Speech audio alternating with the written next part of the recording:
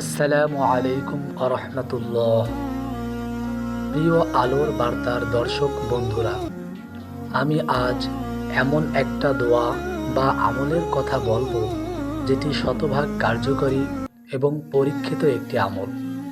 যদি কোনো ব্যক্তির দুশমনের কাছ থেকে ক্ষতির আশঙ্কা থাকে, তিনি যদি ক্ষতির ব্যাপারে চিন্তিত হন এবং দুশমনকে মোকাবেলার সক্ষমতা তার না থাকে, হাদিস শরীফে এসেছে সেই ব্যক্তি যদি নিয়মিত এই দোয়াটির উপর আমল করে, আল্লাহুম্মা ইন্না নাজআলুকা ফি নুহুরিহিম ওয়া নাউযু বিকা মিন শুরুরিহিম, তাহলে মহান আল্লাহ তাআলা তাকে শত্রুর অনিষ্ট থেকে হেফাজত করবেন এবং তার দুশমনকে চিরতরে ধ্বংস করে দিবেন।